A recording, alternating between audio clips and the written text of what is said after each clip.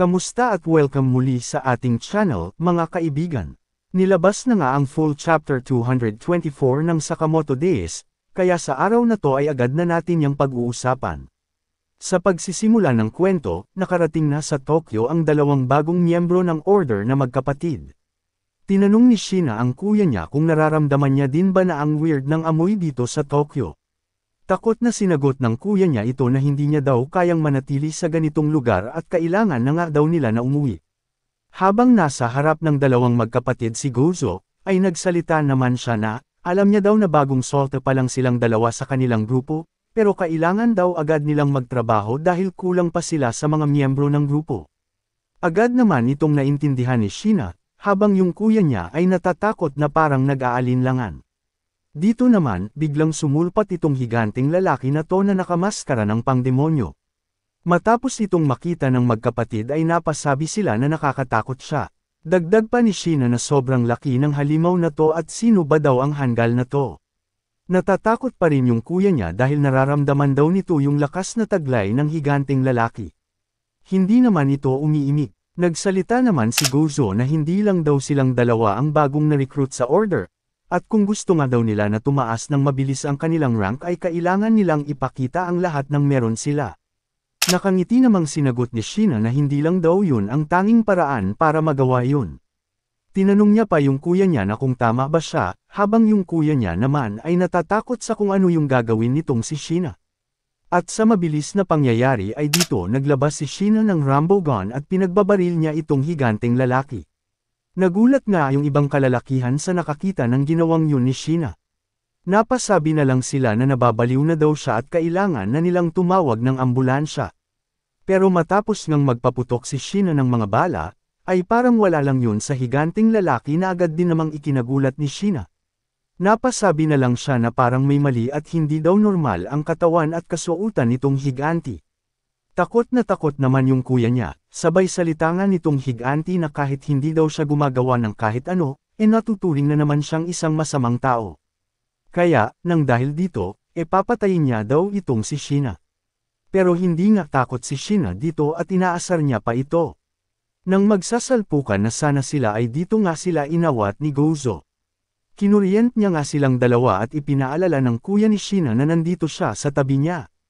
Wika ni Gozo na pwede naman daw silang maglaban pagkatapos ng kanilang trabaho, at huwag daw nilang ubusin ang kanilang mga lakas sa ngayon. Sinasabi nga dito na ang pagpatay ng mga New Order ay nagsimula na. Ipinakita nga din dito ang mga bagong recruit sa Order. Habang nangyayari naman ang tensyong nagaganap sa pagitan ng mga bagong miyembro ng Order, ay sa kabilang banda ay ipinabatid ni Shin sa mga kasamahan niya na hanggang nitong Isler ay naghiwa-hiwalay na sa iba't ibang parte ng lugar para huntingin sila. Dagdag niya pa na nakausap niya si Shiba at sinabing may ICU daw sa JCC at mas safe daw ito kesa sa Tokyo. May utang daw ang ICU kay Sakamoto kaya gagawin nila ang lahat para matulungan sila. Habang sa kabilang banda naman ay ipinakitang naghihintay si Wutang, katabi ang isang malaking sasakyan, na sinasabing ilipat na nila si Sakamoto sa JCC dahil ready na daw ang van na kanilang gagamitin. Nang pumasok sa loob si Lu, ay namangha siya sa laki ng looban nitong van. Sinabihan niya ang mga kasamahan na umalis na't pumasok na dahil aalis na sila. Tinanong ni Hana si Shin kung magpupunta ba sila sa Assassin School. Sinagot naman ito ni Shin na, oo, pangit ang lasa ng mga pagkain na nandoon pero kailangan natin itong pagtiisan. Bigla namang sumingit si Atari at sinabing magpapaiwan na lang daw siya dahil sa kanyang kamalasang daladala at ayaw daw niyang madamay sila dahil dito. Agad naman na nilapitan ni Shin si Atari at sinabihang delikado kung mananatili ka dito, at sumama na daw siya sa kanila. Nanginginig at umiiyak na sinabi ni Atari na wala daw nakakaalam kung ano ang mga masasamang bagay na pwedeng mangyari. At mas malalang trahedya pa nga daw ang mangyayari kung sakaling mamatay silang lahat dahil sa kanya. Pinakalma naman nilang lahat itong si Atari sa pamamagitan ng paghawak sa kanyang palad. Pinisil ng asawa ni Sakamoto ang pisngi ni Atari at sinabihan niya ito na mas malaking trahedya ang mag-iwan ng isang natakot na babae. Binuhat at ipinaalam ni Boyle kay Atari na hindi naman sila umaasa sa mga swerte na taglay nitong si Atari. Dagdag pa ni Wutang na ang mga taong umaasa sa swerte ay walang logical foundation. Nakangiting wika naman ni Hana na nabalitaan niya daw na ang kanyang horoscope ay may matinding swerte ngayong araw na to. Kaya manatili itong si Atari sa kanyang tabi. Matapos marinig ni Atari ang mga sinabi nila ay tumulo ang kanyang luha. Sabay humingi siya ng tawad sa kanilang lahat. Ipinabatid naman ni Hindaka na nailagay na nila si Sakamoto sa loob ng transport van. Kaya inanyayahan na ni Shin ang lahat na lumakad at magtungo na sa JCC. Habang pinapaandar ni Boyle ang sasakyan ay ipinabatid niya kay Wutang na matagal na daw noong huli siyang nagtungo sa JCC. Sabi naman ni Wutang na may kalaliman nga daw ang mountain at kung magmamadali daw sila ay makakadating daw sila kaagad sa loob ng 2 oras. Itinanong naman ni Boyle kung ano na ang lagay ni Sakamoto, na agad namang sinagot ni Lu na ayos na ang lagay niya. Nakapaligid naman silang lahat kay Sakamoto na handang protektahan kung may kapahamakan man ang mangyari. Habang si Hana naman ay tinatawag ang kanyang ama. Pero habang patuloy ang pagmamaneho, dito napansin ni Boyle ang isang nakamotor na sumusunod sa kanila. Papalapit nga ito ng papalapit. Kaya nagulat sila dahil nasundan na pala sila ng mga kalaban. Habang pinagpapawisan, dito sinabi ni Wutang na inaasahan na talaga ang ganitong pangyayari. Habang si Atari ay natatakot, kaya sinabihan siya nitong sila Mrs. Aoi at Hana na tumabilang siya sa kanila. Nang tawagin ni Shin si Haesuk, ay nalaman niya agad kung ano ang dapat niyang gawin. Nagtungo nga siya sa bintana ng sasakyan at pinaputukan niya ang kalabang nakabuntot sa kanila. Pero madali lang nasalo ng higanteng tao na to yung bala galing kay Haesuk, kaya agad niya itong ikinagulat.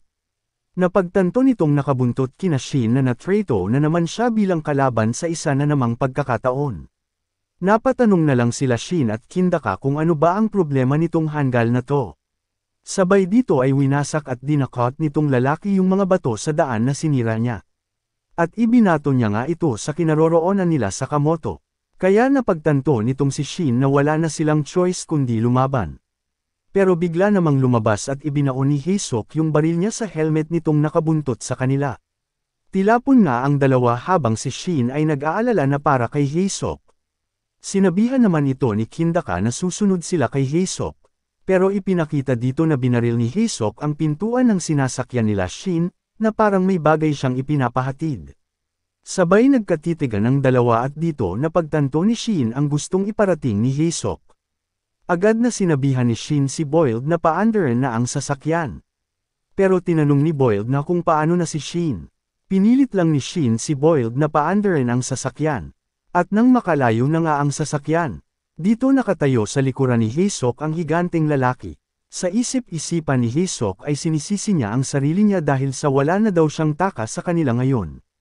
May papalapit kay Haesuk at sinabi nito na iniwan nila ang isang nakakaawang lalaki. Nagulat si Haesuk nang malaman niya kung sino ang nagsabi nito, dahil ang nagsabi pala nito ay ang taong nakatapat niya na noon. Binati nga nito si Haesuk na nagkita na naman daw sila.